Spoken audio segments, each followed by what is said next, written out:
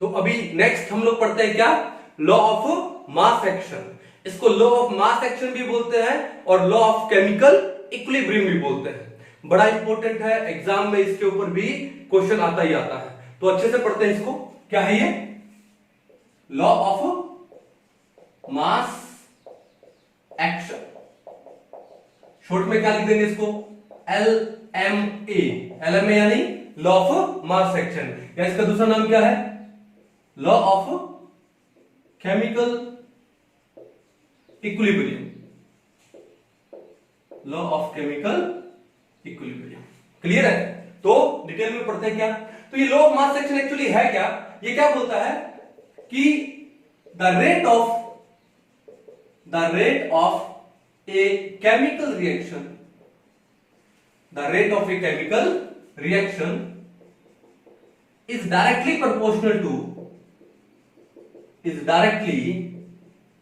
proportional to product of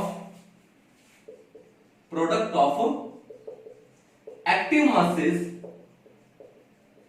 active masses क्या होती है, कंसंट्रेशन। इसको मोलरिटी में भी ले सकते हैं, N/V। ठीक है, product of active masses of reacting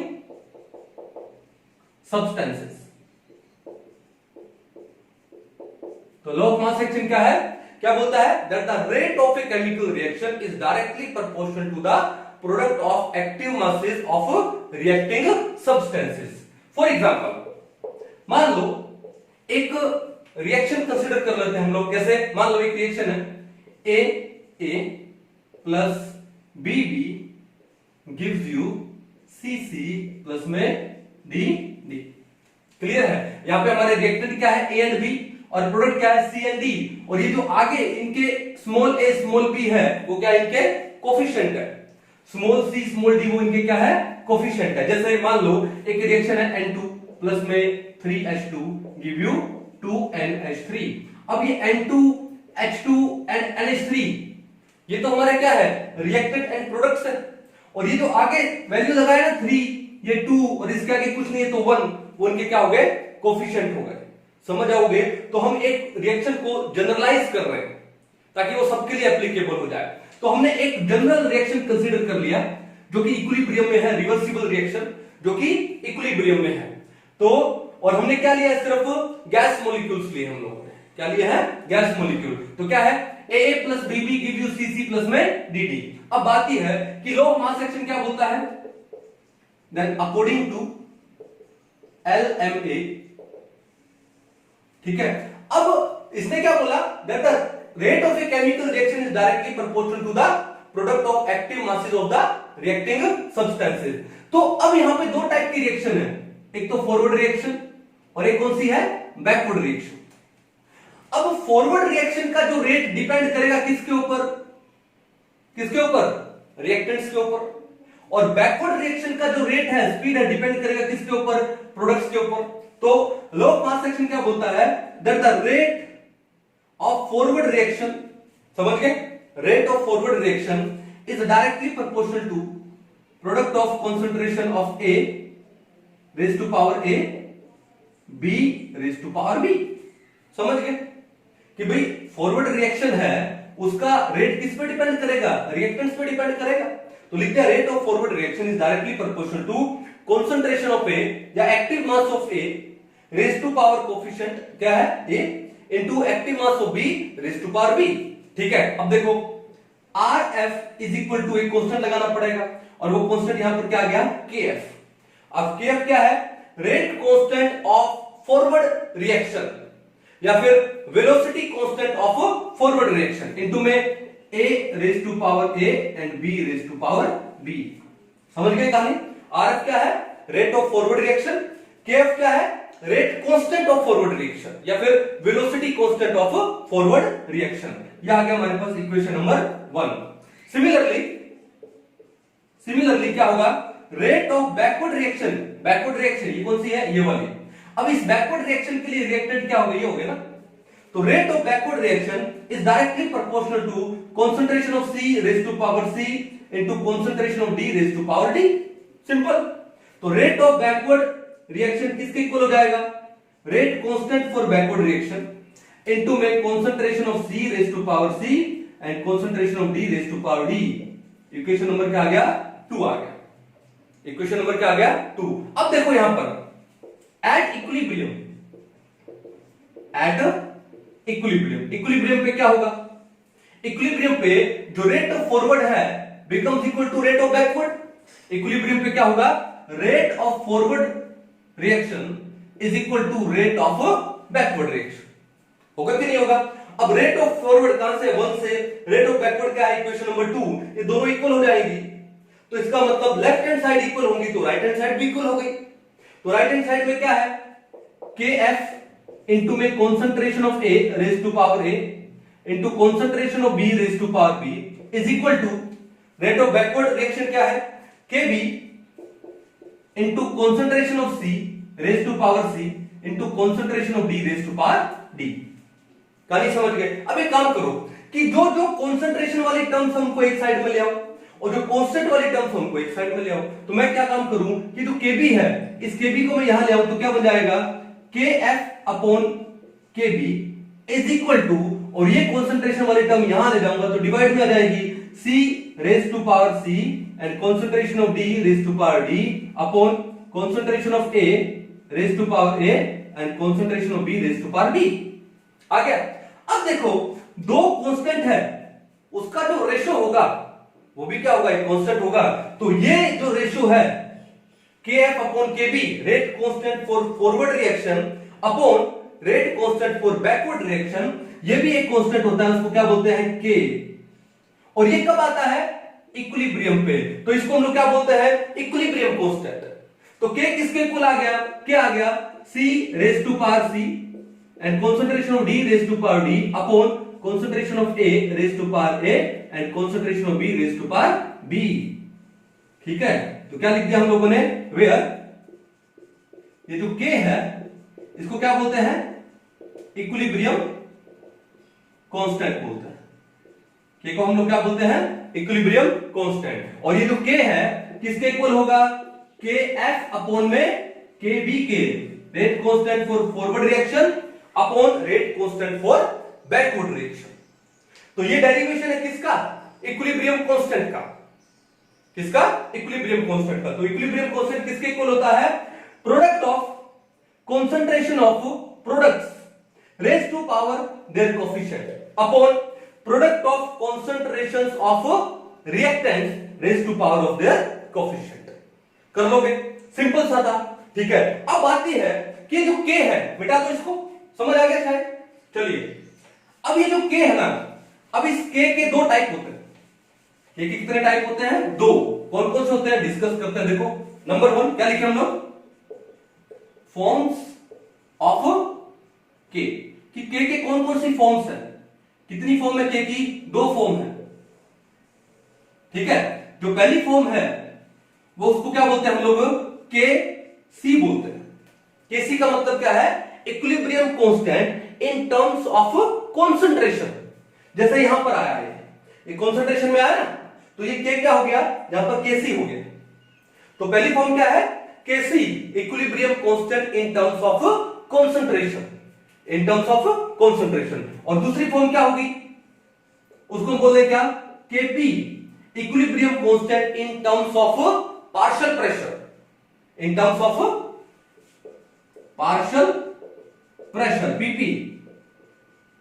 ठीक है? और ये है इन टर्म्स ऑफ कंसंट्रेशन. ठीक है? और कंसंट्रेशन में क्या लोगे आप? मोलैरिटी.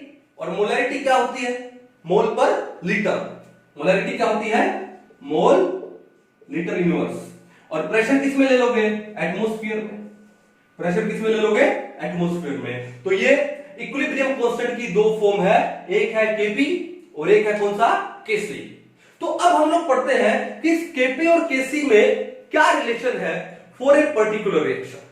एक पर्टिकुलर रिवर्सिबल रिएक्शन में kp और kc में, अब रिवर्सिबल क्यों बोलो? तो क्या बोल दूं? इक्विलिब्रियम बोल दूं. एक इक्विलिब्रियम रिएक्शन में, एक रिएक्शन जो कि इक्विलिब्रियम में है, उसमें kp और kc में क्या रिलेशन है वो हम लोग डिराइव करते हैं, डेरिवेशन करते हैं उसका. ठीक है? तब तक एक बार इसको उतार लो. चले आगे, मिटा दो इसको. चलो फॉर्म पता लग गई हमको, डेफिनेशन भी हो गई। बड़ा सिंपल सा कॉन्सेप्ट है ये, लेकिन इंपॉर्टेंट है, एग्जाम में लगभग इसके ऊपर क्वेश्चन आता है। चलिए अब हम लोग क्या करने वाले हैं, क्या डिराइव करने वाले हैं, रिलेशनशिप बिटवीन किसमें, केपी एंड केसी। केपी और केसी में रिलेशन बनाने वाला है कि भैया इनमें क्या रिलेशन होता है। ठीक है, चलो एक काम करते हैं, let us consider a general reaction in equilibrium. क्या ले, ए ले लेता हूं, प्लस में बी क्या देगा, सी प्लस में डी। हमने एक जनरल रिएक्शन जो कि इक्विलिब्रियम में है, ठीक है, जो कि इक्विलिब्रियम अटेन कर चुकी है, वो हमने ले लिया। क्लियर है। अब भैया इस रिएक्शन के लिए जो केसी है वो किसके इक्वल होगा, वो होगा concentration of C raised to power C into concentration of D raised to power D upon concentration of A raised to power A into concentration of B raised to power B। ये तो क्या हो गया, Kc हो गया। इस reaction के लिए जो Kp है वो किसके इक्वल होगा, Kp किसके इक्वल होता है कि partial pressure of C raised to power of its coefficient जो कि क्या है स्मॉल c इनटू में partial pressure of D raise to power of its coefficient, और वो क्या है D, upon partial pressure of A raise to power A into partial pressure of B raise to power B। ये क्या है, Kp। ये क्या है, Kp। अब बात यह है भैया कि पार्शियल प्रेशर किसी गैस का किसके, आइडियल गैस इक्वेशन क्या है, Pv equal to nRT। Ideal gas equation क्या है, Pv इक्वल टू nRT। ये देखो आइडियल गैस इक्वेशन किसके इक्वल है, Pv is equal to nRT। Clear है। अब भैया बात ऐसा है, इस V को यहां ले जाओ तो P किसके इक्वल हो गया, P is equal to n by V into में RT। अब ये n बाय V क्या है आपका, मोलैरिटी, कॉन्सेंट्रेशन, और यहां पर हम जो एक्टिव मास है या फिर उसको हम लोग कॉन्सेंट्रेशन बोले वो कौन सी टर्म्स में लेते हैं, मोलैरिटी। तो आपका जो P है वो किसके इक्वल आ गया, मोलैरिटी इनटू में RT आ गया ना। अब देखो मान लो आपके पास ये गैस A है, 4A, तो पार्शियल प्रेशर कितना हो जाएगा A का पार्शियल प्रेशर कितना हो जाएगा बताइए, ये हो जाएगा कॉन्सेंट्रेशन ऑफ A इनटू में RT, और B का पार्शियल प्रेशर कितना हो जाएगा, कॉन्सेंट्रेशन ऑफ B इनटू में RT। सिमिलरली C का partial pressure concentration of C into RT, and D का पार्शियल प्रेशर क्या हो जाएगा, कॉन्सेंट्रेशन ऑफ D इनटू में RT। समझ गए बात, कोई इशू नहीं है ना। तो एक काम करो, ये इसको दे दूंगा इक्वेशन नंबर 2। ओके, तो इक्वेशन नंबर 2 में वो PA, PB, PC and PD value put कर दें तो क्या आएगा, हमारे पास आएगा क्या, Kp is equal to, PC की जगह क्या लगाऊं, PC की जगह लगाऊं क्या, कॉन्सेंट्रेशन ऑफ C इनटू में RT, और उसकी पावर कितना है, C, उसकी पावर कितना है, C।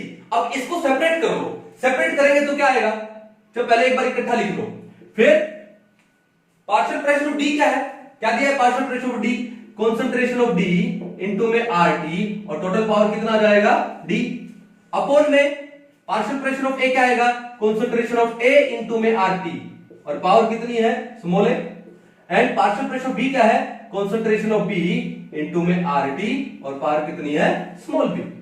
यही तो है। अब इसको सेपरेट कर लेते हैं, सेपरेट करेंगे तो क्या आएगा, देखो ये आएगा concentration of C raise to power C into RT की पावर कितना हो जाएगा C, फिर इनटू में concentration of D raise to power D into RT की power D, upon concentration of A raise to power A into RT power A into concentration of B raise to power B into RT की power B। Clear है। अब एक बात देखो यार कि concentration of C raise to power C into concentration of D raise to power D upon concentration of A raise to power A into concentration of B raise to power B, इसको separate कर लेते हैं। जब इसको separate करेंगे, ठीक है, तो वो किसके इक्वल आएगा? इसके इक्वल नहीं है क्या? इक्वेशन 1 के इक्वल है, ठीक है। तो मैं concentration of C raise to power C into concentration of D raise to power D upon concentration of A raise to power A into concentration of B raise to power B, यही है। इसकी जगह मैं क्या लगा दूं? Kc। तो आपके पास Kp किसके इक्वल आ गया? Kp is equal to Kc into, अब इनटू क्या बचा? RT की पावर C इनटू में RT की पावर D, बेस सेम हो और मल्टीप्लाई में हो तो पावर ऐड हो जाती है, तो क्या बचेगा? इनटू बचेगा RT की पावर, ऊपर क्या हो जाएगा? C plus D upon RT की पावर नीचे क्या हो जाएगा? A plus B। अब फिर वही कहानी आ गई, बेस सेम है, डिवाइड में है, तो पावर क्या हो जाती है? माइनस हो जाती है। यहीं पे कर दो माइनस, ये लो, ये क्या आ गया आपके पास? क्या आ जाएगा? इनटू में RT की पावर A प्लस B, क्या ऊपर क्या आएगा? पहले C plus D, C plus D है ना, C plus D minus A plus में B आ गया। अब मैंने आपको बोला कि हम ये जो रिएक्टेंट और प्रोडक्ट ले रहे हैं कौन सी स्टेट में ले रहे हैं? गैसीय स्टेट में ले रहे हैं। अरे गैसीय स्टेट में लेंगे तभी तो उनका पार्शियल प्रेशर लेंगे, ठीक है। क्यों? क्योंकि सॉलिड और लिक्विड लेंगे तो उनका पार्शियल प्रेशर हम लोग कितना अज्यूम करते हैं? 1 अज्यूम करते हैं, यूनिटी। तो इसलिए हमने ये रिएक्शन लिया है इक्विलिब्रियम वाला गैसीय स्टेट में, ठीक है। अब बताओ कि आपके पास क्या है? Kp is equal to Kc into RT की पावर, ये क्या है? ये है total number of moles of gaseous product, और ये क्या है? Total number of moles of gaseous reactant. C plus D क्या है? Total number of moles of gaseous product, और A प्लस B क्या है? Total number of moles of gaseous reactant. तो अगर आप माइनस करोगे तो क्या आएगा? डेल्टा Ng, क्या आएगा? डेल्टा Ng, वेयर लिख देता हूं मैं, वेयर डेल्टा Ng क्या है? क्या भैया डेल्टा Ng? ये है total number of moles of gaseous products, minus minus क्या हो जाएगा? Total number of moles of gaseous reactants, ये हो जाएगा। क्लियर है? तो आपके पास एक एक्सप्रेशन आ गया, क्या आ गया? Kp is equal to Kc into RT की पावर डेल्टा Ng। तो भैया यहां पर ये Kp और Kc में क्या हो गया? रिलेशन हो गया। और हम लोग क्या निकाल रहे थे? Relation between Kp and Kc। तो Kp और Kc में रिलेशन क्या होता है? Kp is equal to Kc into RT की पावर डेल्टा Ng। क्लियर है? या फिर ऐसा भी कर सकते हो, इस Kc को यहां ले आओ, ये हो जाएगा Kp upon Kc is equal to RT की पावर क्या हो जाएगा? Delta Ng। ऐसे भी कर सकते हो, कोई इशू नहीं है। यानी जैसे एग्जाम में क्वेश्चन पूछा हो ना, उसी के हिसाब से इस फॉर्मूला को क्या कर लो? मॉडिफाई कर लो। कर पाओगे? पक्का? तो एक बार इसको अच्छे से उतार लीजिए, और उसके बाद हम डिफरेंट रिएक्शन लेते हैं, जहां पर डेल Ng का डिफरेंट वैल्यू लेंगे, 0 लेंगे, नेगेटिव लेंगे, पॉजिटिव लेंगे, फिर देखते हैं कि Kp और Kc में क्या रिलेशन आता है, ठीक है ना। तो एक बार इसको पहले अच्छे से उतार लो, ओके। चलिए आगे। आई थिंक अच्छे से आपको समझ आ गया होगा that Kp is equal to Kc into RT की पावर डेल Ng, ओके। अब एक काम करते हैं, हम ये Kp और Kc के यूनिट्स डिस्कस करते हैं कि सर इनके यूनिट्स क्या होंगे। चलिए यूनिट भी डिस्कस कर लेते हैं। तो एक बात देखो, इक्वेशन नंबर 1 से देखो, मैं लिख देता हूं क्या? Units of Kc। Equation number 1 क्या बोलती है? Kc किसके इक्वल है? कॉन्सेंट्रेशन किसका? प्रोडक्ट का अपॉन कॉन्सेंट्रेशन ऑफ रिएक्टेंट। अब बात यह है कि हमको क्या पता है कि नंबर ऑफ मोल्स कितने हैं, ठीक है ना। तो हम लोग क्या काम करेंगे? हम कर देंगे क्या? डेल्टा Ng, यानी C plus D minus A plus B, तो क्या हो जाएगा? डेल्टा Ng हो जाएगा। और ये क्या है? कॉन्सेंट्रेशन। तो मैं लिख दूं कि जो Kc के यूनिट है, अब कॉन्सेंट्रेशन किस में ले रहे हो? मोलैरिटी में ले रहे हो, और मोलैरिटी क्या होती है? Number of moles upon volume of solution litre, यानी मोल पर लीटर। तो भैया बात ऐसा है, तो Kc के जो यूनिट है वो क्या हो जाएंगे? मोल पर लीटर, और पावर क्या लगा दोगे? डेल्टा N लगा दोगे, डेल्टा Ng। क्या लगा दोगे? Delta Ng। एग्जांपल देते हैं, मान लो आपको एक रिएक्शन दिया है, N2 गैस प्लस में 3H2 gas give you 2NH3। Haber process दिया, कौन सा प्रोसेस दिया है? Haber process. ठीक है, अब बात यह है कि अगर इस हैबर प्रोसेस में आपसे पूछा जाए कि सर केसी किसके यूनिट क्या है, केसी के, इस केसी के क्या है यूनिट्स ऑफ केसी क्या है, तो क्या बताओगे? ठीक है, लिखोगे आप मोल पर लीटर। अब पावर कितना लगाओगे? Delta N G. अब इस रिएक्शन में डेल्टा एनजी है कितना? गैसेस प्रोडक्ट कितने हैं? प्रोडक्ट तो एक ही है, लेकिन उस गैस के प्रोडक्ट के नंबर ऑफ मोल कितने हैं? 2 माइनस यहां पर नंबर ऑफ मोल कितने हैं? 1 और 3 4, तो टोटल कितना हो गया? -2। तो यहां पर क्या लगने वाला है? डेल्टा एनजी, और डेल्टा एनजी यहां पर क्या लग जाएगा? -2। अब इसको मैं ये भी लिख सकता हूं क्या? मोल -2 इंटू लीटर इनवर्स, और वो है -2, तो क्या हो जाएगा? Litre square. क्या हो जाएगा? Litre square. समझ गए ना? तो इस हिसाब से हम लोग क्या निकालेंगे? केसी के यूनिट निकालेंगे। अब सिमिलरली यूनिट्स ऑफ केपी, अब केपी के क्या यूनिट्स होंगे? केपी क्या निकाला था? पार्शियल प्रेशर की टर्म्स में निकाला था, और प्रेशर को हम लोग यहां पे लेंगे किसमें? एटमॉस्फेयर में। तो मैं लिख दूं एटमॉस्फेयर और पावर क्या लगा दूं? Delta N G. जैसे मान लो इस ऊपर वाली रिएक्शन में अगर मेरे को केपी के यूनिट निकालने हो, क्या जाएगा? एटमॉस्फेयर, और डेल्टा एन जी कितना है यहां पे? -2, तो क्या जाएगा? एटमॉस्फेयर -2, या फिर मैं क्या लिख दूं? 1 अपॉन एटमॉस्फेयर स्क्वायर। इजी है, कोई दिक्कत वाली बात ही नहीं है। ठीक है, तो ये तो थे क्या इसके यूनिट्स, केपी और केसी के। अब एक बात है कि यहां पर 3 स्टेट अराइज होती है। कितनी स्टेट अराइज होती है? 3। कब? एक तो डेल्टा एनजी 0 हो जाए, एक डेल्टा एनजी पॉजिटिव हो जाए, और एक डेल्टा एनजी नेगेटिव हो जाए। तो केपी और केसी में क्या रिलेशन है? ठीक है, अब इसी के ऊपर एग्जाम में भी क्वेश्चन आता है, तो एक काम करते हैं, एक एक करके तीनों स्टेट्स को हम लोग क्या कर लेते हैं? डिस्कस कर लेते हैं। ठीक है, मिटा दूं? चलिए, बड़ा इजी कॉन्सेप्ट है ये, बस एक बार आपने अच्छे से समझ लिया फिर दिमाग से नहीं आएगा। तो पहली कंडीशन क्या लिख दूं मैं? हमारे पास रिलेशन क्या है? KP is equal to KC into R T की पावर क्या है? Delta N G. ये हमारे पास रिलेशन है भाई। ओके, अब पहली सिचुएशन लेके आता हूं मैं का when delta N G is equal to 0। जब डेल्टा एन जी क्या हो जाए? 0 हो जाए। अब एग्जांपल लेते हैं इस रिएक्शन का। जैसे मान लो एक रिएक्शन है H2 gas plus I2 gas will give you 2HI gas. हमने एक एग्जांपल लेते हैं। अब देखो यहां पर प्रोडक्ट के गैसियस मोल कितने हैं? 2। रिएक्टेंट्स के गैसियस मोल कितने हैं? 1 और 1 2। तो डेल्टा एन जी यहां पर कितना हो गया? 2 - 2 इज इक्वल टू 0 हो गया। कितना हो गया? 0। समझ जाओगे? चलो, अब बात यह है, तो अगर डेल्टा एन 0 है तो KP is equal to KC into R T की पावर डेल्टा एन जी कितना हो गया? 0 हो गया। समथिंग पावर 0 कितना आता है? 1। किसी का भी पावर 0 कर दो, कितना आएगा? 1 आएगा। इसका मतलब केपी किसके इक्वल आ जाएगा?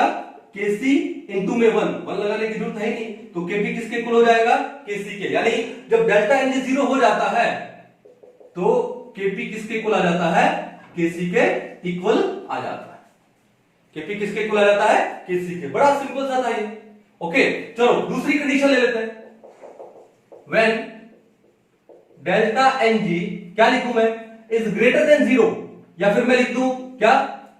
डेल्टा एन जी क्या लिख दूं मैं? पॉजिटिव लिख दूं। ठीक है, तो क्या होगा?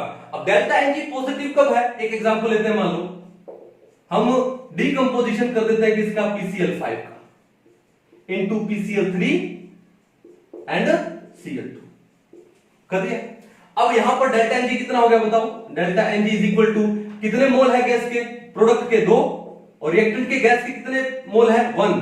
तो 2 - 1 कितना हो गया? 1। तो यहां पर डेल्टा एनजी आपका कितना आ गया? 1 आ गया। डेल्टा एनजी कितना आ गया? 1 आ गया। अब यहां पर KP is equal to KC into RT की पावर कितना है? डेल्टा एनजी, और डेल्टा एनजी कितना है? 1 है। तो क्या आया?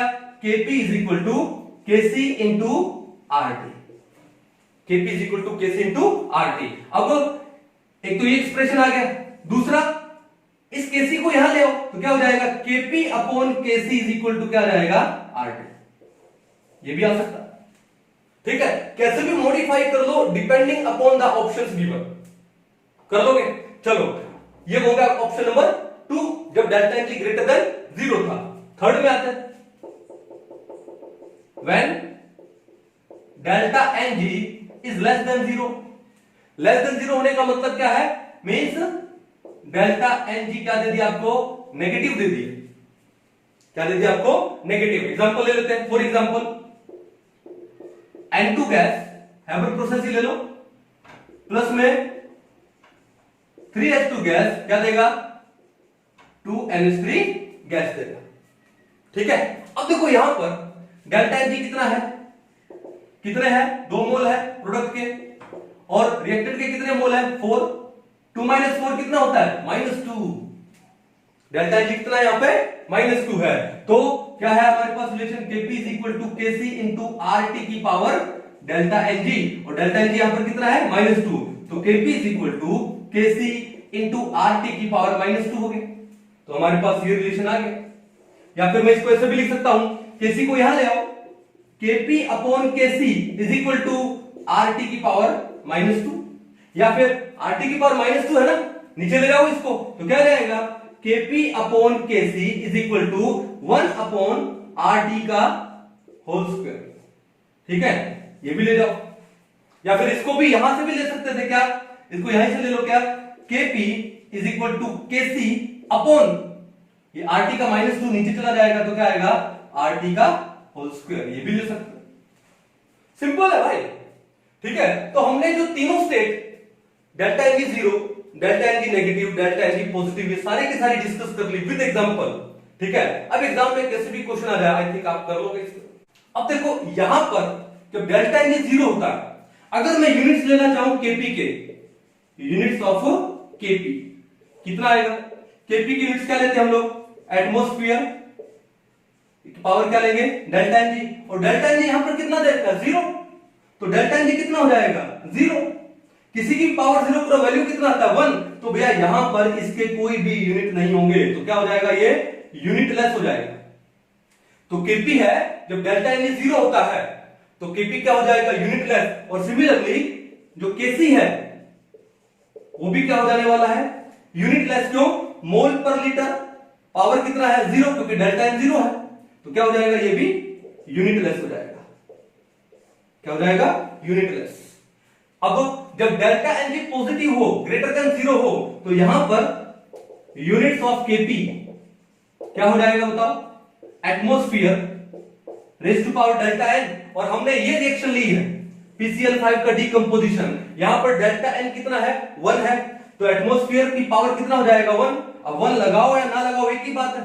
तो इसका मतलब यहां पर इस पर्टिकुलर रिएक्शन के लिए Kp के यूनिट क्या हो जाएंगे, एटमॉस्फेयर, और Kc के यूनिट्स क्या हो जाएंगे, यूनिट्स ऑफ Kc क्या होता है, मोल पर लीटर की पावर डेल्टा एन, और डेल्टा एन कितना है, 1 है इस रिएक्शन के लिए, तो इसके यूनिट क्या हो जाएंगे, मोल पर लीटर। क्लियर है, इजी। अब ये जो रिएक्शन है हैबर प्रोसेस, अब इस हैबर प्रोसेस के लिए क्या लिखूं मैं, हैबर प्रोसेस के लिए यूनिट्स ऑफ Kp कितना हो जाएगा, Kp क्या होता है, atmosphere raise to power delta N, और इस हैबर प्रोसेस के लिए जो डेल्टा एन है उसकी वैल्यू -2 है, तो यूनिट क्या हो जाएंगे, एटमॉस्फेयर -2, या फिर इसको मैं क्या लिख सकता हूं, 1 अपॉन एटमॉस्फेयर स्क्वायर, और जो Kc है उसके यूनिट क्या हो जाएंगे, मोल पर लीटर की पावर -2, तो क्या हो जाएगा ये, मोल -2, ओके। अब लीटर -1 है और पावर -2 है, तो क्या हो जाएगा, लीटर स्क्वायर हो जाएगा, सिंपल। तो आप क्या निकाल सकते हो, यूनिट्स भी निकाल सकते हो इसके, कर लोगे। इसका मतलब है कि Kp और जो Kc के यूनिट्स हैं अलग अलग रिएक्शन के लिए अलग अलग होंगे भैया। वो डिपेंड करते हैं किसके ऊपर, डेल्टा एन के ऊपर डिपेंड करता है। किसके ऊपर डिपेंड करते हैं, डेल्टा एन के ऊपर। कर पाओगे अच्छे से, कोई इशू नहीं है, मिटा दिया जाए इसको। चलो आगे चलते हैं भाई। मान लो आपको ये जो टेम्परेचर है, ये जो टेम्परेचर है वो आपको दे दिया कितना, 1/R। एक फोर्थ कंडीशन और क्रिएट कर देते हैं मान लो, ठीक है। चलो नंबर 4,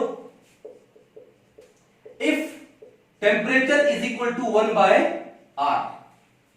टेम्परेचर किसके इक्वल हो गया 1/r, तो Kp किसके इक्वल होगा, Kp is equal to Kc into RT की पावर क्या होता है डेल्टा Ng होता है कि नहीं होता, और टेम्परेचर आपको क्या दे दे 1/r, तो क्या आप पुट कर दो Kc into R into temperature की जगह क्या लगा दो 1/r power delta Ng, R से R कैंसिल हो गया, Kc इंटू 1 की पावर डेल्टा Ng। अब देखो मजे वाली बात क्या है, 1 की पावर आप कितना भी कर दो, 1 की पावर 1 करोगे तो भी बनाएगा, 1 की पावर 10 करोगे तो भी बनाएगा, और 1 की पावर इंफिनिटी करोगे तो भी कितना आएगा 1 ही आएगा।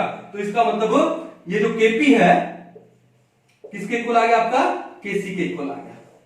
However delta Ng will be, however the value of delta Ng will be, delta Ng का चाहे कितना ही वैल्यू क्यों ना हो, अगर टेम्परेचर है वो 1/r है तो भैया Kp किसके इक्वल होगा Kc के इक्वल होगा, Kp किसके इक्वल होगा Kc के इक्वल, समझ गए, कोई इश्यू नहीं है, कर लोगे ना, ओके। तो एक पॉइंट हो गया आपका ये। अब इसके बाद क्या चले, इसके बाद देखो नंबर 5, क्या हमने क्या निकाला कि ये जो इक्विलिब्रियम कांस्टेंट K है ये किसके इक्वल होता है, concentration of products upon concentration of reactants, किसके इक्वल होता है concentration of product upon concentration of reactant. अब देखो एक सिंपल सी बात कि number 1, if K is equal to 1, या फिर मैं क्या लिख दूं कि अगर concentration of reactants is equal to concentration of product हो जाए, अब रिएक्टेंट की कॉन्सेंट्रेशन प्रोडक्ट की कॉन्सेंट्रेशन के इक्वल हो जाए तो K की वैल्यू कितनी आ जाएगी, तो क्या आ जाएगा इज इक्वल टू 1 आ जाएगा। तो अगर K का वैल्यू 1 है तो समझ जाना रिएक्टेंट और प्रोडक्ट है उनकी कॉन्सेंट्रेशन क्या है इक्वल है। दूसरी बात number 2, if concentration of reactants is greater than concentration of products, अगर रिएक्टेंट की कॉन्सेंट्रेशन ज्यादा है प्रोडक्ट से, नीचे क्या है डिनोमिनेटर में आ रहा है रिएक्टेंट, अगर डिनोमिनेटर ज्यादा है न्यूमरेटर से तो K का वैल्यू क्या आएगा लेस देन 1 आएगा, तो K की वैल्यू क्या आती है लेस देन 1 आती है, K की वैल्यू क्या आती है लेस देन 1। अब इसको अपोजिट समझ सकते हो कि अगर K की वैल्यू लेस देन 1 दे रखी है इसका मतलब क्या है कि रिएक्टेंट है उनकी कॉन्सेंट्रेशन ज्यादा है देन प्रोडक्ट से, ऐसे भी समझ सकते हो। अब third point, if concentration of reactants is less then concentration of products, ठीक है। अब इस रिएक्टेंट की कॉन्सेंट्रेशन कम है, डिनोमिनेटर कम है और न्यूमरेटर ज्यादा है, तो K का वैल्यू क्या आएगा ग्रेटर देन 1 आएगा। उल्टा भी समझ सकते हो, अगर K का वैल्यू इक्विलिब्रियम कांस्टेंट का वैल्यू 1 से ज्यादा है इसका मतलब प्रोडक्ट है उसकी कॉन्सेंट्रेशन डोमिनेट कर जाती है। अब बात ये देखो ध्यान से, सिंपल रिएक्शन लिख रहा हूं, क्या रिएक्टेंट्स है इक्विलिब्रियम में है किसके साथ में प्रोडक्ट के साथ में, है कि नहीं, ठीक है। तो पहली बात है कि एट इक्विलिब्रियम, जब इक्विलिब्रियम होगा तो K का वैल्यू कितना होगा 1 होगा और रिएक्टेंट का कॉन्सेंट्रेशन प्रोडक्ट की कॉन्सेंट्रेशन के इक्वल है, ठीक है। लेकिन बात यह है कि जब रिएक्टेंट का कॉन्सेंट्रेशन ज्यादा है, इसका कॉन्सेंट्रेशन ज्यादा है प्रोडक्ट से, यानी जब K का वैल्यू लेस देन 1 है, उल्टा समझते हैं K का वैल्यू लेस देन 1 है, K का वैल्यू लेस देन 1 कब आएगा, लेस देन 1 तब आएगा जब रिएक्टेंट्स का कॉन्सेंट्रेशन ज्यादा है। तो रिएक्टेंट का कॉन्सेंट्रेशन ज्यादा होने का मतलब क्या है कि जो इक्विलिब्रियम है वो कहां जाएगा, फॉरवर्ड में ज्यादा शिफ्ट हो जाएगा, फॉरवर्ड में ज्यादा शिफ्ट हो जाएगा, तभी तो रिएक्टेंट की कॉन्सेंट्रेशन ज्यादा होगी। अब अगर K का वैल्यू ग्रेटर देन 1 है, और ग्रेटर देन 1 कब आएगा जब प्रोडक्ट का कॉन्सेंट्रेशन ज्यादा होगा, और प्रोडक्ट का कॉन्सेंट्रेशन ज्यादा होने का मतलब क्या है, ज्यादा होने का मतलब देखो दिख रहा है ना कि इक्विलिब्रियम कहां शिफ्ट हो रहा है, फॉरवर्ड में शिफ्ट हो रहा है। कहां पे शिफ्ट हो रहा है, फॉरवर्ड में। समझ जाओगे ये बात कि कब इक्विलिब्रियम फॉरवर्ड में शिफ्ट होता है, फॉरवर्ड में कब शिफ्ट होगा बताओ, जब प्रोडक्ट का कॉन्सेंट्रेशन ज्यादा होगा, और प्रोडक्ट का कॉन्सेंट्रेशन ज्यादा होगा इसका मतलब K का वैल्यू ग्रेटर देन 1 है, तो इक्विलिब्रियम कहां शिफ्ट होगा, फॉरवर्ड डायरेक्शन में। और अगर K का वैल्यू लेस देन 1 है तो रिएक्टेंट का कॉन्सेंट्रेशन ज्यादा है, तो इक्विलिब्रियम कहां शिफ्ट होगा, बैकवर्ड में शिफ्ट होगा। बैकवर्ड डायरेक्शन है या बैकवर्ड रिएक्शन है वो डोमिनेट कर जाएगी, और जब इक्वल है तो इक्विलिब्रियम तो है। सिंपल, कर पाओगे, कोई दिक्कत नहीं है ना। चलो अब उसके बाद हम लोग पढ़ते हैं क्या, एप्लीकेशन ऑफ किसके, इक्विलिब्रियम कांस्टेंट के। और एप्लीकेशन तो हो ही गया एक्चुअली, ये एप्लीकेशन ही तो था। ठीक है, अब आगे हम लोग चलते हैं किसके ऊपर, फैक्टर्स अफेक्टिंग इक्विलिब्रियम कांस्टेंट। ठीक है, अब ये भी इंपॉर्टेंट है भैया जो पढ़ने वाले हैं, क्या है ये, फैक्टर्स अफेक्टिंग क्या, इक्विलिब्रियम कांस्टेंट। कि भाई इक्विलिब्रियम कांस्टेंट है, चाहे वो केसी हो चाहे वो केपी हो, उस पे कौन कौन से फैक्टर है इफेक्ट डालते हैं। ठीक है, तो सबसे पहला जो फैक्टर है वो कौन सा है, वो है mode of representation of A reaction, mode of representation of A reaction. अब ये कैसे इफेक्ट डालेगा, चलो एक रिएक्शन लेते हैं, एक रिएक्शन कंसीडर करते हैं बेसिक। क्या रिएक्शन है कि मान लो ए है प्लस में बी है, वो आपको क्या दे रहा है, सी प्लस में डी दे रहा है। A plus B will give you C plus D, एक जनरल रिएक्शन इन इक्विलिब्रियम हमने कंसीडर कर ली। अब बताओ इस रिएक्शन के लिए जो K है, जो इक्विलिब्रियम कांस्टेंट है इन टर्म्स ऑफ कंसंट्रेशन, क्या हो जाएगा, concentration of C into concentration of D upon concentration of A into concentration of B, होगा कि नहीं होगा। अब इसको मैं लिख दूं K1। ठीक है, अब बात यह है कि मैंने इस रिएक्शन को रिप्रेजेंट किया ऐसे। अगर मैं इस रिएक्शन को कैसे रिप्रेजेंट करूं, मान लो मैं इसको रिप्रेजेंट कर दूं कैसे, C plus D will give you A plus में B। रिएक्शन को मैंने रिवर्स कर दिया। ठीक है, अब रिवर्स कर दिया, रिएक्शन के लिखने का, रिप्रेजेंट करने का तरीका ही अलग हो गया। अब इस रिएक्शन के लिए जो इक्विलिब्रियम कांस्टेंट होगा, मान लो K2, वो क्या होगा, concentration of A into concentration of B upon concentration of C into concentration of D। Equation number क्या आ गया, 2 आ गया। अब K1 और K2 में रिलेशन क्या हो गया बता दो, यानी अगर मैं इसको रेसिप्रोकल कर देता हूं, उल्टा कर देता हूं, यानी K2 को उल्टा कर दिया, किसके इक्वल आ जाएगा, K1 के। तो क्या लिखेंगे, फ्रॉम 1 and 2 K1 किसके इक्वल आ जाएगा, 1 अपॉन में K2 के। इसका मतलब अगर एक रिएक्शन को रिवर्स कर दिया जाए तो जो इक्विलिब्रियम कांस्टेंट होता है वो क्या हो जाता है, रेसिप्रोकलाइज्ड हो जाता है। ठीक है, when A reaction in equilibrium is reversed, अगर रिवर्स कर दे देन इक्विलिब्रियम कांस्टेंट इज रेसिप्रोकलाइज्ड, रेसिप्रोकलाइज्ड हो जाता है। क्यों हो जाता है, आपके सामने है, कर लोगे। यानी एक रिएक्शन का जो रिप्रेजेंटेशन का जो तरीका है उससे इक्विलिब्रियम कांस्टेंट पे इफेक्ट पड़ता है। पहले से क्या हो गया, रेसिप्रोकलाइज्ड हो गया। समझ गए कहानी, कोई दिक्कत नहीं है। मान लो एक रिएक्शन दी थी, यही रिएक्शन लिख लेता हूं, मान लो इस रिएक्शन के लिए आपको जो K है वो दे रखा था, मान लो 50, कितना दे रखा था, 50। ठीक है, ओके। अब बताओ इस रिएक्शन के लिए K कितना होगा, तो इसको मान लो K1, इस रिएक्शन का मान लो K2, तो K1 किसके इक्वल है, K1 इज इक्वल टू क्या हो जाएगा, 1 अपॉन K2, और ये कितना है 50, K2 को इधर ले आओ, K1 को इधर ले जाओ, तो K2 क्या हो जाएगा, 1 अपॉन K1, और K1 कितना दिया आपको 50, तो आंसर क्या आ जाएगा, K2 किसके इक्वल हो जाएगा, 1 अपॉन 50। ये करने की जरूरत नहीं, डायरेक्ट समझ जाओ, अरे K1 50 है तो K2 क्या है, उसका रेसिप्रोकलाइज्ड 1 अपॉन 50, डन। कर पाओगे, तो इजी था। इसका मतलब है मोड ऑफ रिप्रेजेंटेशन पे डिपेंड करता है क्या, इक्विलिब्रियम कांस्टेंट। मिटा दो, चलिए अब देखो नेक्स्ट नंबर 2, एक रिएक्शन का जो स्टोइकियोमेट्री है उसके ऊपर भी इक्विलिब्रियम कांस्टेंट क्या करता है, डिपेंड करता है। नंबर 2 क्या लिखे, स्टोइकियोमेट्री ऑफ ए रिएक्शन, एक रिएक्शन की स्टोइकियोमेट्री पे डिपेंड करेगा। ठीक है, कैसे करेगा, फॉर एग्जांपल मान लो एक रिएक्शन लिखते हैं हम लोग, कैसे, H2 गैस प्लस में I2 gas give you 2HI gas. लिख लिया। इस रिएक्शन के लिए जो इक्विलिब्रियम कांस्टेंट था मान लो K1 था, इस रिएक्शन का जो इक्विलिब्रियम कांस्टेंट था वो कितना था? K1 था। अब मैंने क्या काम किया, मैंने इस रिएक्शन को हाफ कर दिया। हाफ कैसे? Half mole of H2 plus half mole of I2 give you, इसका हाफ करोगे क्या करोगे? HI gas. क्या करोगे? HI gas. तो अब क्या काम करेंगे? तो जो इक्विलिब्रियम कांस्टेंट आएगा मान लो K2 है, वो कितना होगा? वो कितना होगा?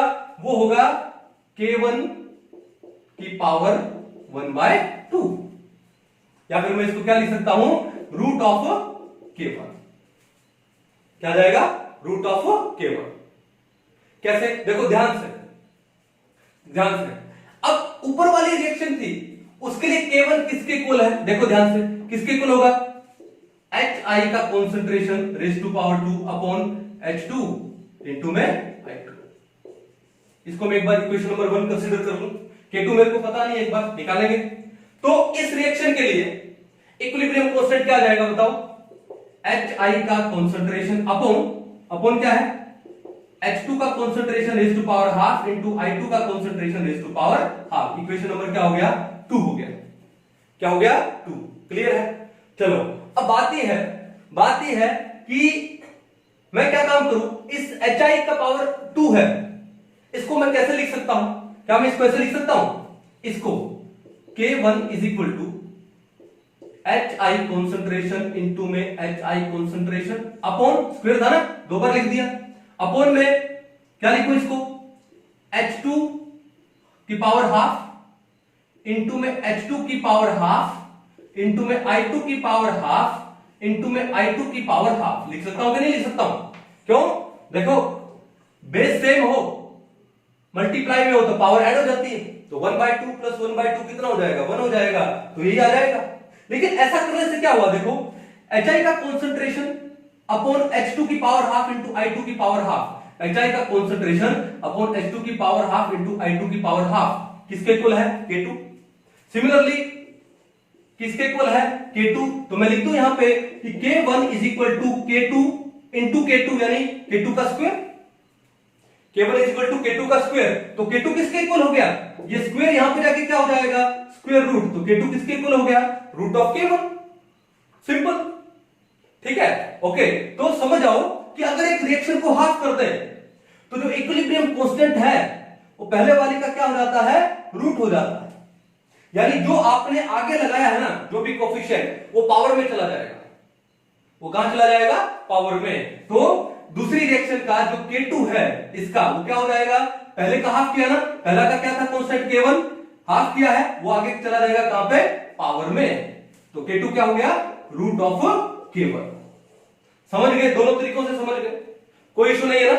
चलो सिमिलरली मान लो कुछ ऐसा हो जाए कि इस रिएक्शन को हमने कर दिया 1/3, तो 1/3 H2 गैस प्लस में 1/3 I2 gas will give you 2/3 HI gas. हमने क्या कर दिया? पहले वाली रिएक्शन का 1/3 कर दिया। तो क्या होगा? इस रिएक्शन का इक्विलिब्रियम कांस्टेंट क्या था? K1। इसका मान लो कितना है? K3। तो क्या हो जाएगा? K3 is equal to K1 की पावर, कोफिशिएंट क्या लगाया हमने? 1/3, तो पावर कर दो 1/3, यानी बोले तो क्या हो जाएगा? ये क्यूब रूट हो जाएगा K1 का। समझ गए? यानी एक रिएक्शन को हाफ करो या 1/3 करो, आपने जो भी किया है, तो उस रिएक्शन का जो इक्विलिब्रियम कांस्टेंट है वो पहले वाली रिएक्शन का equilibrium constant raise to the power जो भी आपने हाफ किया है या 1/3 किया वो लगा कर दोगे। अब देखो कुछ ऐसा हो जाए, मिटाना पड़ेगा इसको एक बार। कुछ ऐसा हो जाए कि इस रिएक्शन को हम लोग डबल कर दें, इस रिएक्शन को हम लोग क्या कर दें? डबल कर दें, या फिर ट्रिपल कर दें, या फिर 10 टाइम्स कर दें, जितना आपका दिल करे। इस रिएक्शन को मैंने क्या कर दिया? डबल कर दिया। क्या कर दिया? 2H2 गैस प्लस में 2I2 gas give you 4HI gas. मैंने रिएक्शन को क्या कर दिया? डबल। इस रिएक्शन का इक्विलिब्रियम कांस्टेंट क्या था? K1। तो इस रिएक्शन का इक्विलिब्रियम कांस्टेंट क्या मान लूं एक बार? इसको मैं K4 मान लूं एक बार। कितना हो जाएगा? पहले वाले के रिएक्शन का इक्विलिब्रियम कांस्टेंट और आगे आपने क्या लगाया? कोफिशिएंट 2, वो कहां चला जाएगा? पावर में, स्क्वायर हो जाएगा। क्या हो जाएगा? स्क्वायर। अगर आपने ये 3 कर दिया 3 टाइम्स, समझ आओगे ना? क्या हो जाएगा 6HI गैस में ले लेना, तो K5 ले लो, क्या हो जाएगा K1 और कितना कर दोगे 3। यानी आगे जो भी कोफिशिएंट लगाओ ना वो इक्विलिब्रियम कांस्टेंट की पावर में ले जाओ। ठीक है, तो इसका मतलब है स्टोइकियोमेट्री पे भी डिपेंड करता है। आप चाहे रिएक्शन को हाफ करो, 1/3 करो, 1/10 करो, डबल करो, 3 टाइम्स करो, 10 टाइम्स करो, 100 टाइम्स करो, तो जो नया इक्विलिब्रियम कांस्टेंट आएगा वो पहले वाले equilibrium constant raise to the power जो भी आपने आगे कुछ किया है, हाफ किया है, 1/3 किया है, डबल किया है, 1/10 जो भी किया है वो पावर में ले जाओ।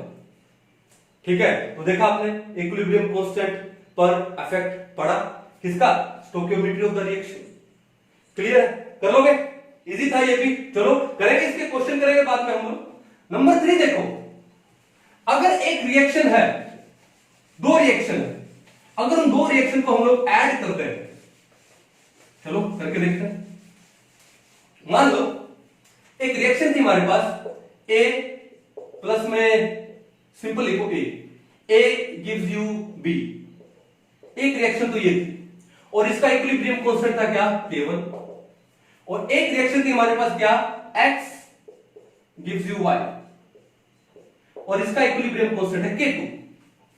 अब अगर इन दोनों रिएक्शन को हम लोग ऐड करते हैं, ऐड करेंगे यानी क्या होगा, A गैस प्लस में X गैस क्या देगा, B गैस प्लस में Y गैस, हमने ऐड कर दिया।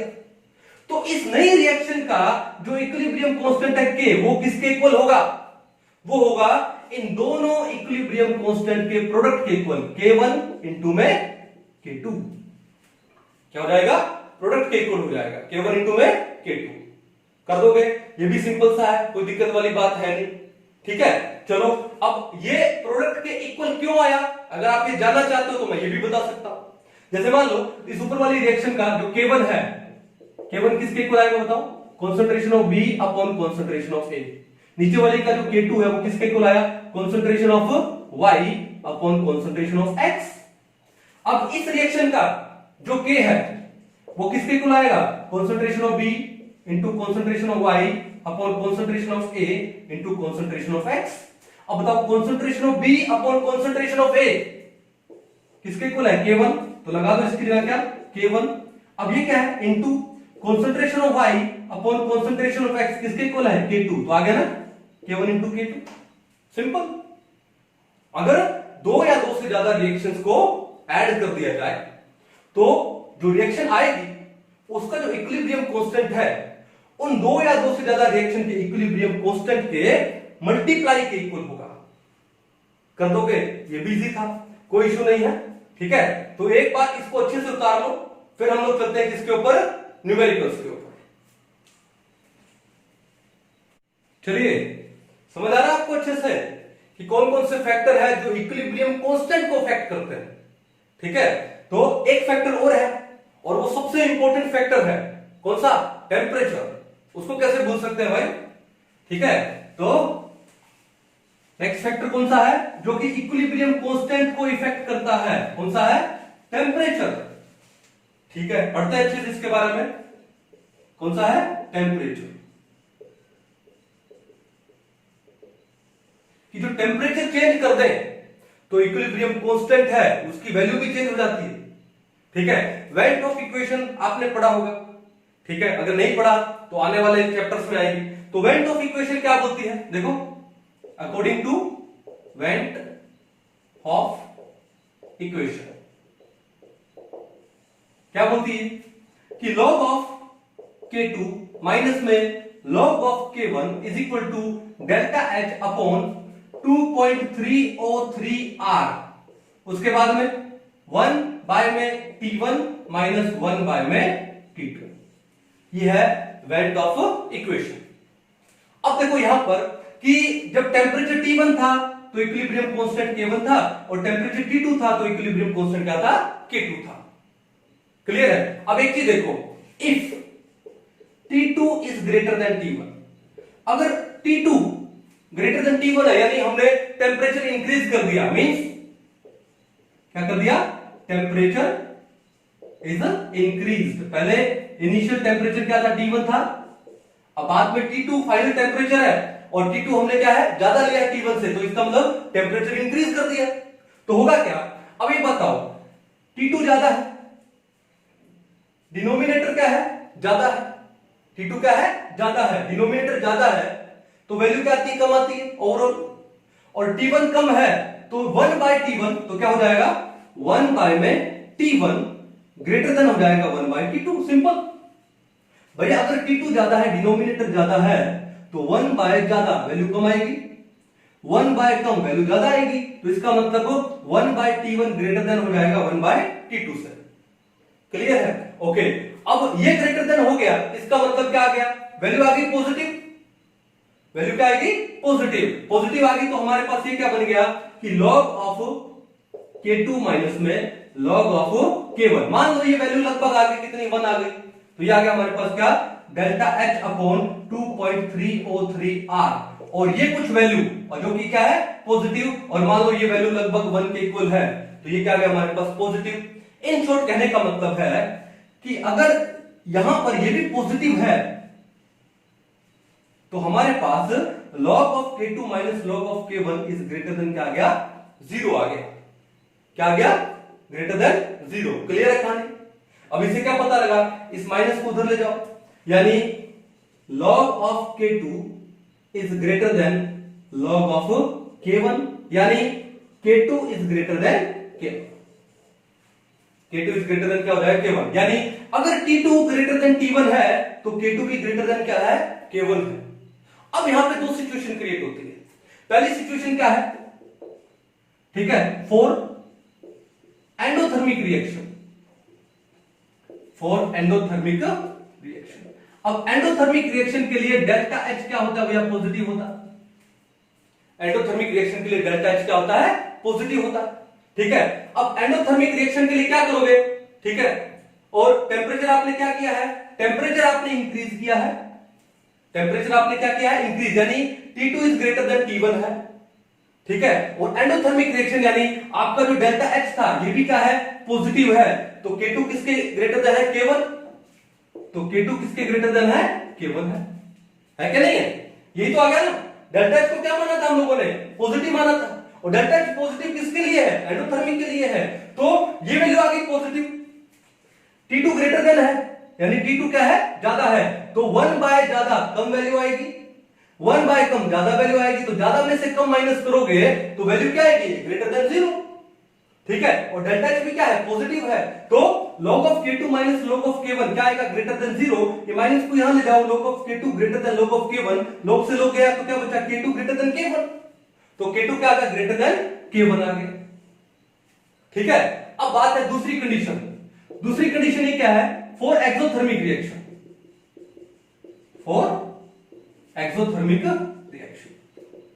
अब एक्सोथर्मिक रिएक्शन में डेल्टा H क्या होता है भैया नेगेटिव होता है, ठीक है। अब यहीं पर आ जाओ वापस, टेम्परेचर आपने बढ़ा रखा है 1 minus T1 upon T1 minus 1 upon T2, ये तो ग्रेटर देन 0 है, ये तो क्या है ग्रेटर देन 0 है, क्यों क्योंकि T2 ज्यादा है, ठीक है, ओके, तो ग्रेटर देन 0 यानी ये वैल्यू पॉजिटिव है, इस वैल्यू को पॉजिटिव समझो, लेकिन डेल्टा H क्या है नेगेटिव, पॉजिटिव इनटू नेगेटिव क्या आएगा नेगेटिव आएगा, इसका मतलब क्या है log of K2 minus log of K1 negative आ रहा है, नेगेटिव आने का मतलब क्या हुआ log ऑफ K2 माइनस में log ऑफ K1 नेगेटिव है, और नेगेटिव आने का मतलब क्या हुआ लेस देन 0, क्या हुआ लेस देन 0, इस नेगेटिव को यहां ले जाओ तो क्या आएगा log of K2 is less then log of K1, तो क्या हो जाएगा यहां से K1 is less log K2 is less then K1।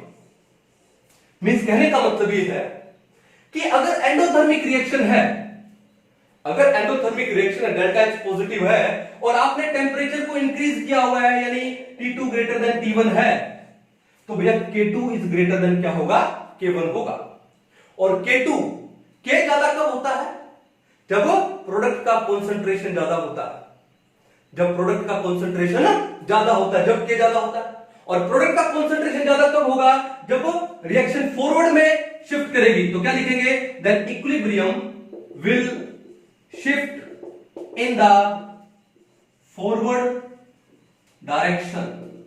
Equilibrium कौन सी डायरेक्शन में शिफ्ट कर जाएगा? फॉरवर्ड में कर जाएगा। क्लियर है? फिर दूसरी बात देखो, एक्सोथर्मिक रिएक्शन है यानी डेल्टा एच नेगेटिव है और T2 ज्यादा है, तो हमारा K1 ज्यादा आ रहा है, जो बाद का जो कांस्टेंट है वो कम आ रहा है। वो कम आने का मतलब क्या हुआ? प्रोडक्ट का कंसंट्रेशन कम है, यानी रिएक्टेंट का कंसंट्रेशन ज्यादा है, और रिएक्टेंट का कंसंट्रेशन ज्यादा होने का मतलब क्या हुआ कि equilibrium will shift in the backward direction. Equilibrium will shift in the backward direction. Clear है? या फिर वैसे भी समझ सकते हो कि अगर एंडोथर्मिक रिएक्शन है और T2 ग्रेटर देन T1 है तो K2 भी क्या आएगा? ग्रेटर देन K1 आएगा। यानी एंडोथर्मिक रिएक्शन के लिए इक्विलिब्रियम कांस्टेंट ज्यादा कब आएगा? जब आप टेम्परेचर को इंक्रीज कर रहे हो। एक्सोथर्मिक रिएक्शन के लिए इक्विलिब्रियम कांस्टेंट पहले से कम आ रहा है ना? कम कब आ रहा है? जब टेम्परेचर इंक्रीज कर रहे हो। सही है ना? तो एक्सोथर्मिक के लिए टेम्परेचर इंक्रीज करने से इक्विलिब्रियम कांस्टेंट की वैल्यू क्या हो जाती है? पहले से कम हो जाती है। और एंडोथर्मिक रिएक्शन के लिए टेम्परेचर इंक्रीज करने पे इक्विलिब्रियम कांस्टेंट की वैल्यू पहले वाले इक्विलिब्रियम कांस्टेंट से इंक्रीज हो जाती है। इसका मतलब कि टेम्परेचर पे भी इफेक्ट पड़ता है। किसका? इक्विलिब्रियम कांस्टेंट पर टेम्परेचर भी इफेक्ट डालता है। कर पाओगे? कोई दिक्कत नहीं है, अच्छे से इसको उतार लो, बड़ा इंपॉर्टेंट कॉन्सेप्ट है ये। ठीक है? उसके बाद फिर न्यूमेरिकल करना है। देखो नीट 2017 में एक क्वेश्चन आया हुआ है, ठीक है, जहां पे काफी सारी रिएक्शन को मिक्स कर दिया गया है। चलो, तो क्वेश्चन क्या है? The equilibrium constant of the following are. आपको तीन रिएक्शन दिया है, इनके इक्विलिब्रियम कांस्टेंट दिया है। Then the equilibrium constant of the reaction, ये रिएक्शन दिया है और आपसे पूछा है बताओ इक्विलिब्रियम कांस्टेंट क्या होगा।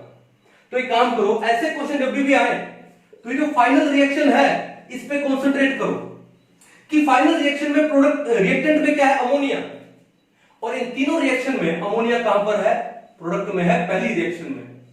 यहां प्रोडक्ट में है 2NH3, यहां पे रिएक्टेंट में 2NH3। इसका मतलब इस पहली रिएक्शन को रिवर्स किया गया होगा। इस पहली रिएक्शन को क्या किया गया होगा? रिवर्स। तो पहली रिएक्शन को रिवर्स कर दो। रिवर्स करेंगे तो क्या होगा? 2NH3 will give you N2 plus में 3H2। जब आप रिवर्स करोगे तो उस रिएक्शन का इक्विलिब्रियम कांस्टेंट क्या हो जाएगा? पहले का रेसिप्रोकलाइज। तो ये हो जाएगा क्या? 1 में K1। क्या हो जाएगा? 1 K1। क्लियर? फिर देखो यहां पे आपको दे रखा है 5/2 O2। ठीक है? अब O2 दूसरी वाली रिएक्शन में 1 है और तीसरी वाली रिएक्शन में क्या है? हाफ है। या तो इसको डबल किया होगा या फिर इसको 3 टाइम्स किया होगा। देखते हैं, आगे चलते हैं। आपको दिया 3 वाटर मॉलिक्यूल और वाटर कहां पर है? ये रहा। कितने मोल है? 1। तो 3 का मतलब इसको 3 टाइम्स किया गया। तो इस रिएक्शन को, थर्ड रिएक्शन को 3 टाइम्स, 3 से मल्टीप्लाई किया है तो कितना आएगा? 3H2 प्लस में 3 से मल्टीप्लाई करोगे क्या आएगा? 3/2 O2। क्या दे रहा है आपको? 3H2O। जब 3 से मल्टीप्लाई करेंगे तो जो इसका इक्विलिब्रियम कांस्टेंट है पावर कितनी आ जाएगी? 3 क्यूब हो जाएगा ना। जो भी फैक्टर आगे लगाते हैं वही पावर में चला जाता है। चलो, अब O2 कितने आ गए? 3/2 तो आ गए। हमको कितने चाहिए? 5/2, यानी 1 मोल O2 चाहिए। तो सेकंड वाली रिएक्शन इन्होंने एज इट इज लिखी है। क्यों? प्रोडक्ट में 2NO है, यहां पर भी प्रोडक्ट में 2NO है, तो सेकंड वाली रिएक्शन को एज इट इज लिख दो। N2 प्लस में O2 will give you 2NO और कांस्टेंट क्या है यहां पे? K2। ठीक है? जब इन रिएक्शन को हम लोग ऐड करेंगे तो कौन सी रिएक्शन आएगी? ये वाली रिएक्शन आएगी। जब दो या दो से ज्यादा रिएक्शन को ऐड करते हैं तो जो नया इक्विलिब्रियम कांस्टेंट K क्या आ जाता है? उनका प्रोडक्ट आ जाता है। तो K क्या आ जाएगा बताओ? 1/K1 इंटू K2 इंटू में K3 का क्यूब। शॉर्ट में क्या लिख सकता हूं? K2 into K3 cube upon में K1। तो नया इक्विलिब्रियम कांस्टेंट क्या आ गया? K2 into K3 cube upon में K1। K2 into K3 cube upon में K1। Option number 2 is the correct one. ये जो क्वेश्चन है ना, फ्री के मार्क्स है एक तरह से आपके, यानी लगभग एक क्वेश्चन लगभग हर साल देखा जाता है। ठीक है? अगर ये आपका कॉन्सेप्ट क्लियर है तो 4 नंबर लेने से आपको कोई रोक नहीं सकता। तो इट्स बेटर कि आप अपना कॉन्सेप्ट क्या कर लो? स्ट्रॉन्ग कर लो। ठीक है? एक बार इस क्वेश्चन को उतारो।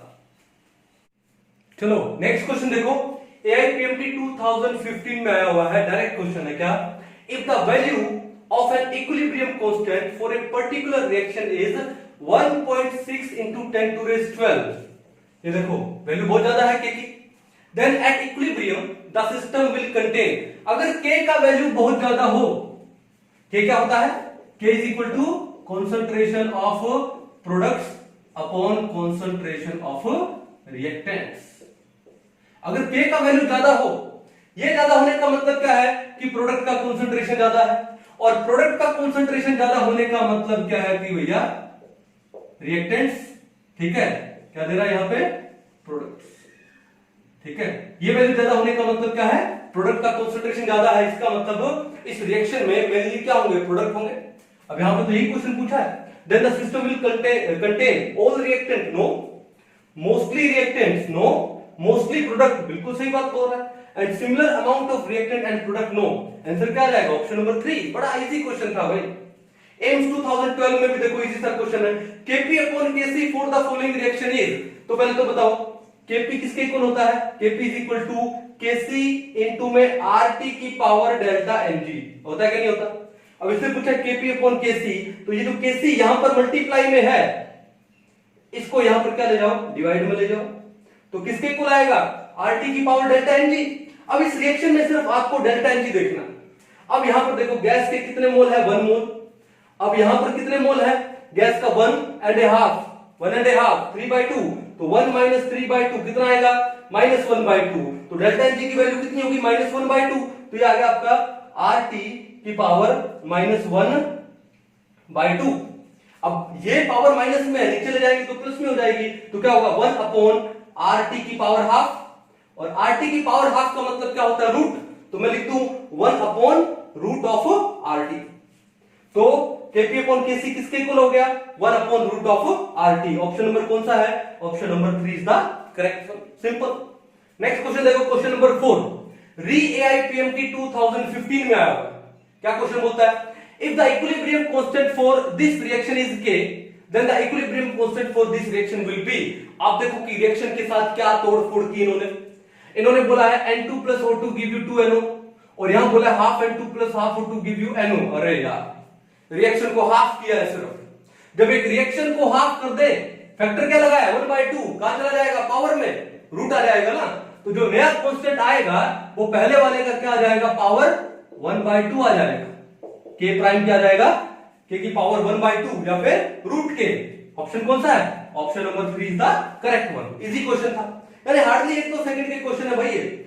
AIPMT 2008 क्या बोलता है, the value of equilibrium constant of the reaction, okay, is 8, then the equilibrium constant of the reaction this will be, क्या कहे लोगों ने, यहां पर दिया आपको HI रिएक्टेंट में, और यहां पर आपको दिया HI प्रोडक्ट में, और वो भी डबल करके, तो एक काम करो, पहले तो इसी रिएक्शन को डबल कर दो, इसी रिएक्शन को डबल करेंगे तो क्या आएगा, 2HI will give you, double करोगे तो H2 प्लस में I2, जब एक रिएक्शन को डबल करते हैं तो फैक्टर कौन सा लगा है, 2, तो वो कहां चला जाएगा, पावर में, तो इक्विलिब्रियम कांस्टेंट कितना था, 8 था, अब इक्विलिब्रियम कांस्टेंट कितना हो जाएगा, 8 का स्क्वायर बोले तो 64 हो जाएगा, है ना। अब इस रिएक्शन को रिवर्स कर दो, रिवर्स करेंगे तो क्या आएगा, H2 प्लस में I2 give you 2HI, reaction को रिवर्स किया तो इक्विलिब्रियम कांस्टेंट क्या हो जाता है, रेसिप्रोकलाइज हो जाता है, पहले 64 था, अब क्या हो जाएगा 1/64, तो आपका ऑप्शन कौन सा आ गया, ऑप्शन नंबर 1। तो 2-2, 5-5 सेकंड के ये क्वेश्चन है। अब देखो ये जो सेकंड नंबर वाला क्वेश्चन है ना, इस क्वेश्चन से हमको एक बात सीखने को मिलती है, हमने पढ़ा था एप्लीकेशन ऑफ के, अब देखो मैं आपको एक एप्लीकेशन और बताता हूं, यहां पे क्या पढ़े थे हम लोग, यहां पे एप्लीकेशन ऑफ के, ये हमने पढ़ा था, एक एप्लीकेशन और रह गया इसका, वो और बता देते हैं कि के का जो वैल्यू है वो आपको बताएगा कि रिएक्टेंट का स्टेबिलिटी ज्यादा है या प्रोडक्ट का स्टेबिलिटी ज्यादा है, ये क्या बताएगा आपको, स्टेबिलिटी ऑफ रिएक्टेंट और प्रोडक्ट,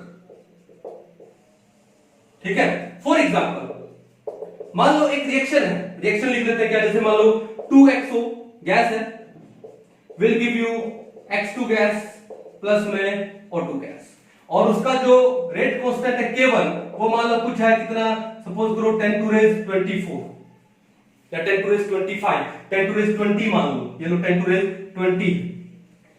और एक दूसरी रिएक्शन है क्या, 2xO2 gas will give you, क्या देगा, X2 गैस प्लस में 2O2 गैस, क्या देगा, X2 गैस प्लस में 2O2 गैस। और इसका जो रेट कांस्टेंट है वो मान लो कितना है, 10 टू रेज कितना हो गया, 10 मान लो, कितना हो गया, 10 टू रेज 10।